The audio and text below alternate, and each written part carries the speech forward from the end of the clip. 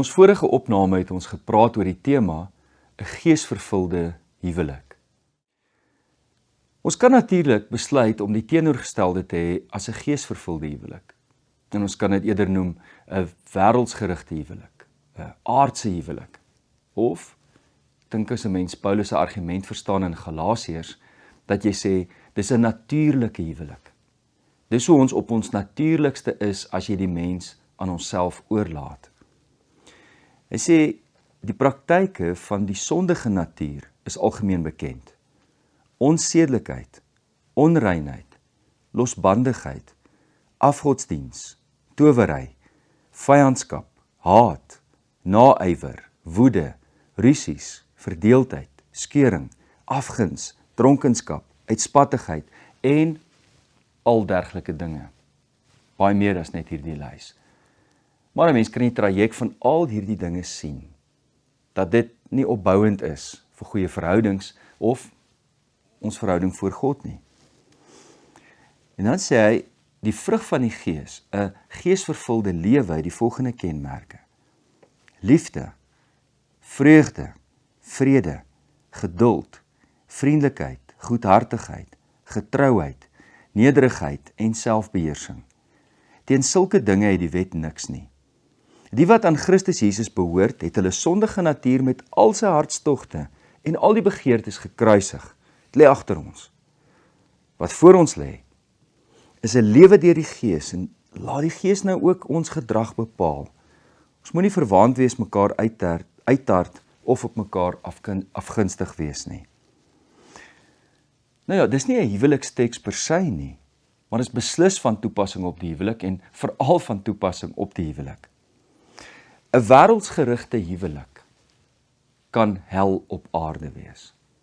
En heel dikwels is dit 'n saak tussen lewe en dood.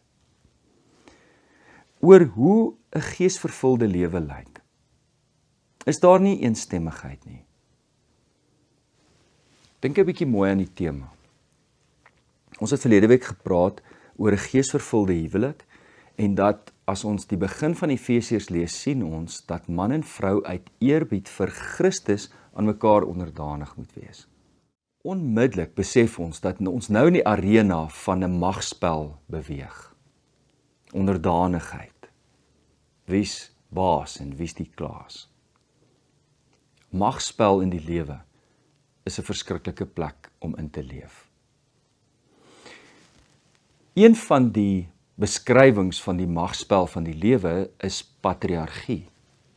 Dit is nou baie akademies en ek wil graag pad langs praat. So patriargie is die oortuiging, en wat se vorm dit ook al kom en wat jy dit ook al wil noem, maar dis die oortuiging dat mans van 'n hoër stand afkom as vrouens. Die hiërargie is ongelyk. Mans is hoër in die hiërargie van die lewe as vrouens. Jou opinie tel meer. Jy's sterker, jy's slimmer. Jy kan met jou dominansie sê wat volgende moet gebeur. Dis die hele saak van patriargie. En die woord patriargie is afgelei van die Griekse woorde wat eintlik beteken die vader heers, die man heers. So gesien is die man die hoof van die vrou. 'n hoof kan 'n mens definieer as iemand wat hoër op is in die hiërargie. Hulle mening tel meer, hulle opinie is wat geld. En hulle het beheer oor die plan en die uitkoms van persone van hulle self en die persone onder hulle gestel. Die onderliggende veronderstelling dan is dat die man, van wie hy man wees, die vermoë het om namens ander te dink en te besluit en te beplan en uit te voer. Hy's meer kundig, hy's sterker, hy's wyser, en die man moet vertrou word om die beste uitkoms vir 'n gesin en 'n familie te verseker. Iemand wat onderworpe is aan 'n ander persoon, kan ons dan definieer as iemand wat moet berus by 'n ander se besluit, sonder verset, gedwee, lydsaam, gehoorsaam en onder gesag gestel van 'n ander. Ek weet nie hoekom nie, maar die prentjie van patriargie wat ek het, wat eers in my gedagtes opkom, is 'n man wat op die bank sit met 'n bier in sy hand. Die vrou sloof haar af in die kombuis, met die kinders versorg, die kinders bad, kos maak, alles daarmee saam, vanaand reg wees. En hy sit nou net sy hand so op as die bierbottel leeg is, en sy vrou moet spring met 'n volgende bierbottel. Wat is jou beeld van patriargie? 'n Man wat sy hand lig, wat daar op haar plek sit, geweld gebruik. Daar's 'n sagte vorm van patriargie, maar daar's ook 'n baie harde vorm van patriargie. Baie keer sal iemand Mr. Nice Guy wees. Daar's nie 'n teken van aggressie by hom nie. Maar wanneer 'n huwelik by 'n plek kom waar dit moeilik raak en waar moeilike beslissings geneem moet word, en hy voel, ja, maar sy wil gaan nie nou geskied nie, dan swaai daai persoon om in 'n verskriklike patriarg. Ek is die man van die huis, en jy sal na my luister. Absolute patriargie is wanneer 'n man aan sy vrou dink as sy besitting. Haar liggaam, haar voorkoms, haar persoonlikheid, wat sy eet, verhoudings waarin sy staan, haar verhouding met haar familie en haar vriende. Die man het alles bepalende mag oor sy vrou. Dit kan natuurlik na die ander kant toe oorswaai, en dit kan 'n matriargie word, waar die vrou dink sy is die baas van die man. Ek weet, dit is minder opsigtelik. Vrouens gebruik nie altyd geweld om dit te doen aan hulle mans nie, maar woorde het mag, verkleinering, woorde wat afbreek, wat afkraak. Dit is 'n magtige swaard. Die oplossing teenoor patriargie is nie om die man te sien as per se sleg nie. Ongelukkig is daar ook 'n vorm van radikale feminisme, wat die man sien dat omdat ons mans is ons bedoeling sleg. Is alles wat ons doen eintlik 'n magspel, of jy jou mond oopmaak en of jy iets probeer doen. En dis ook nie die oplossing om uiteindelik verder te gaan in 'n huwelik wat 'n geesvervulde huwelik genoem kan word nie. Dis nie opsie 1 of opsie 2 nie, maar 'n derde opsie. En hierdie benadering neem ons uit 'n skaakmat situasie waar man en vrou in 'n magspel betrokke is. Ons word nie gedefinieer. Ons gedrag word nie bepaal of beheer deur ons gene, ons biologie, ons geslag, ons persoonlikheid of ons temperament nie.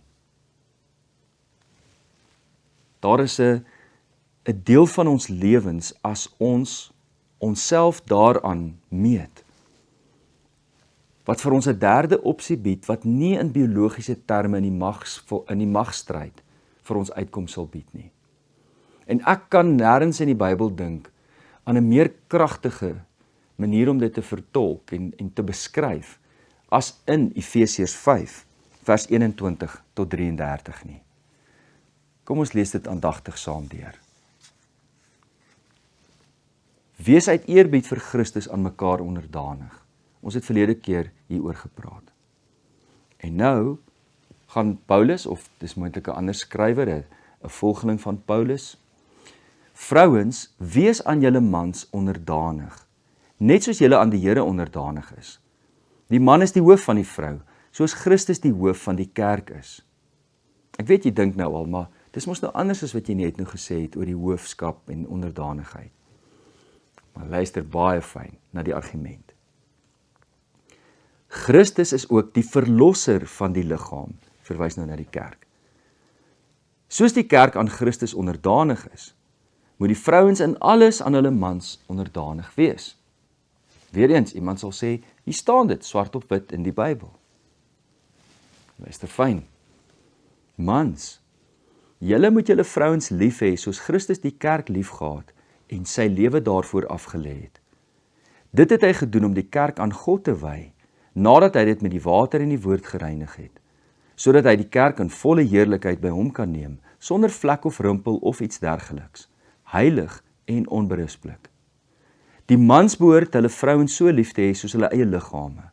Wie sy vrou lief het, het homself lief, want niemand het nog ooit sy eie liggaam gehaat nie. Inteendeel, hy voed en versorg dit, soos Christus met sy kerk doen, omdat dit sy liggaam is, waarvan ons lede is.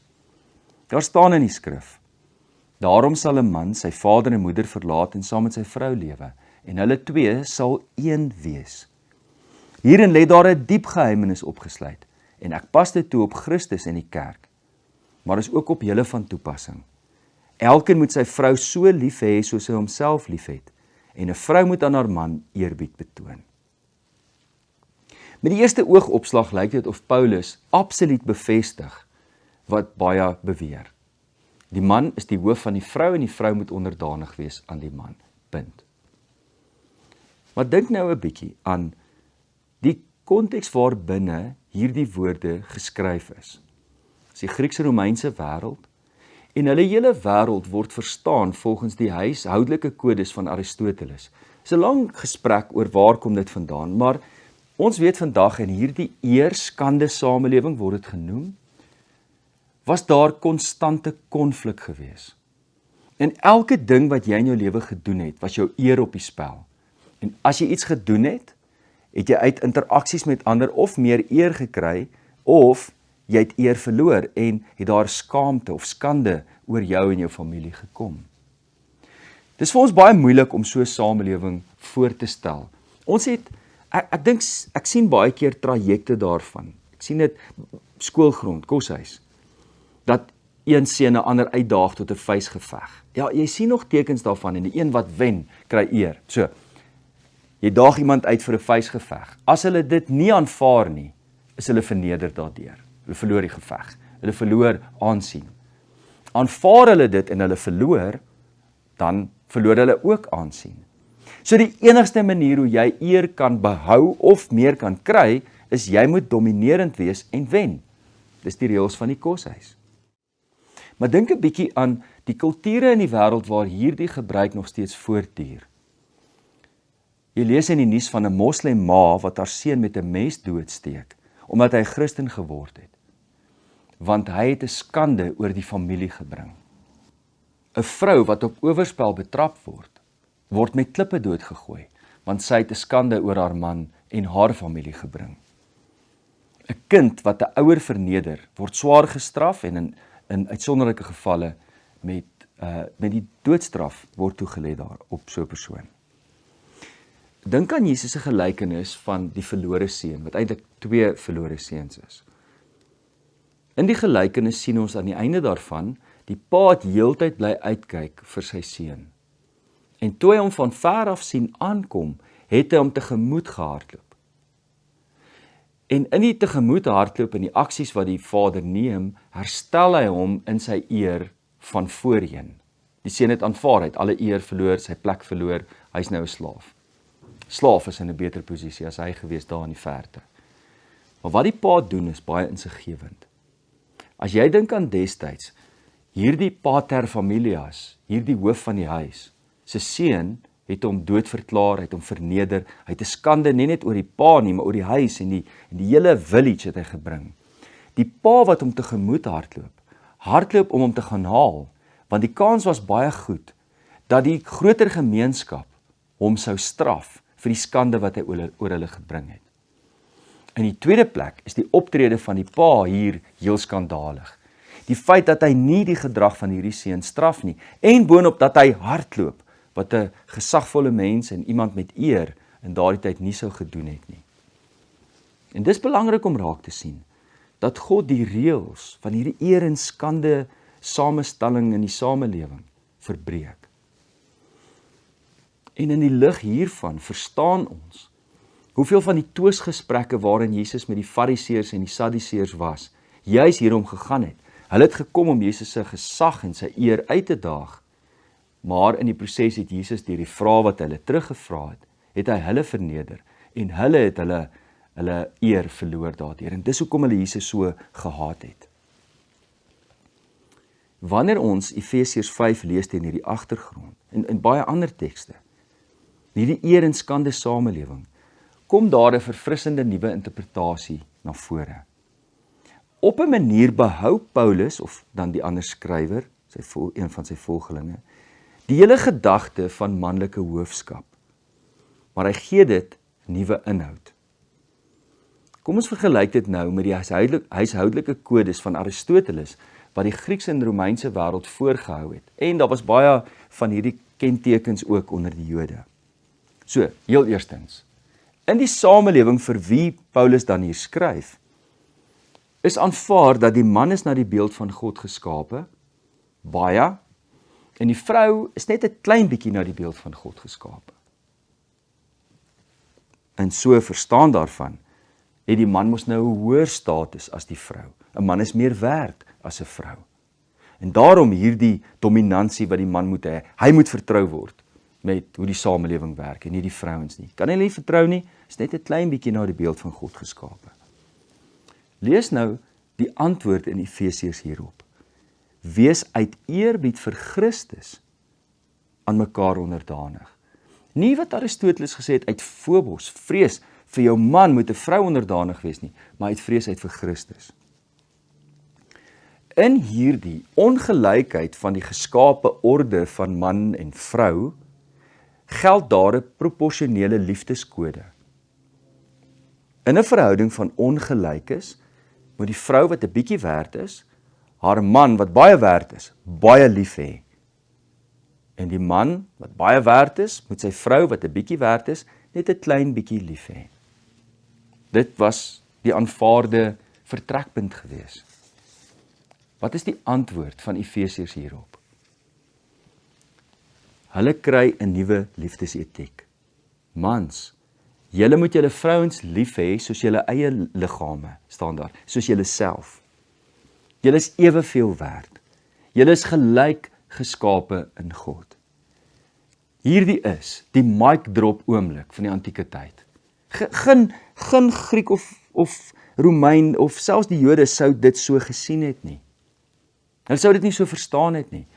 Maar nou dat die disippels van die Here Jesus leer ken het, verander hulle proporsionele liefdesetiek na 'n liefdesetiek van gelyke agting, waar hulle gelyk is aan mekaar. En natuurlik, 'n man moet sy vrou lief hê soos homself, maar dit geld ook vir die vrou, want daar's 'n gelyke agting tussen die twee. Derdens, die toepaslike gedrag vir 'n man is gesien as manlike dominansie en oorheersing. Dit was baie sterk in militêre terme verstaan. As jy die geskrifte lees van Aristoteles en die ander filosowe, dan was dit verstaan as jy moet jou dominansie toon, soos 'n soldaat in 'n oorlog. Terloops, die woord wat gebruik word vir onderdanigheid is 'n militêre term.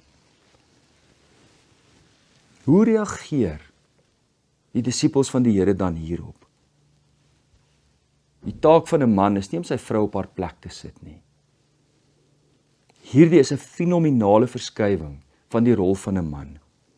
Wanneer hy ons man wees, hoor mooi, wanneer hy ons verstaan van man wees, nie interpreteer volgens militêre terme en dominansie nie, maar aan die hand van wie Jesus Christus is. Dan sê hy, mans, julle wil mos die hoof oor julle vrouens wees. Wees dan die hoof oor jou vrou, soos Christus die hoof is oor die kerk. Wees bereid om te sterf. Hy het sy lewe afgelê. Hy het die slawekleed aangetrek om te kom dien en nie om te kom heers nie. God het ons gelyk geskape en vrouens, betoon aan jou man eerbied. Betoon aan jouself eerbied, net soos liefdesagting wedersyds is. Maar in hierdie verhouding van wedersydse agting vind ons identiteit nie in die heel eerste plek in ons gene, in ons biologie, in ons geslag, in ons persoonlikheid of ons temperament nie, maar wie ons is in Christus Jesus, ons Here. Dis die fondament en die hoeksteen van die huwelik. Die liefde tussen man en vrou moet daardie liefde van Christus teenoor die kerk weerspieël. En in daardie verhouding speel die een nie baas oor die ander nie. Dis so aangrypend mooi dat die skrywer van Efesiërs ons terugvat na Genesis toe, soos God dit bedoel het. Die twee sal een wees.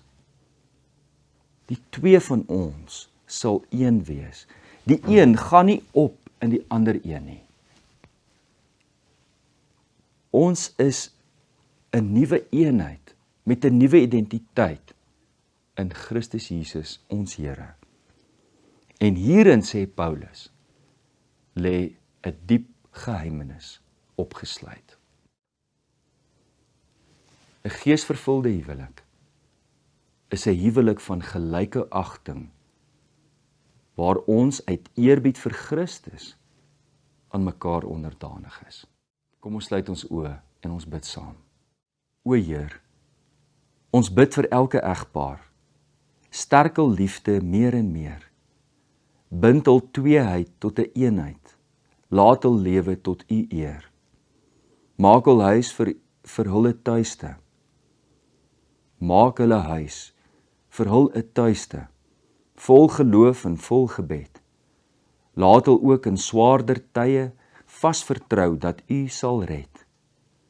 Maak in voorspoed hulle dankbaar oor die seën wat U bring, en as teëspoed oor hul pad kom, dat hulle steeds oor U sal sing. Heer, omvou hul met U liefde, waar hulle lewe heen mag lei. Maak hul diensbaar en geduldig, laat hul altyd in U bly. In Jesus naam. Amen.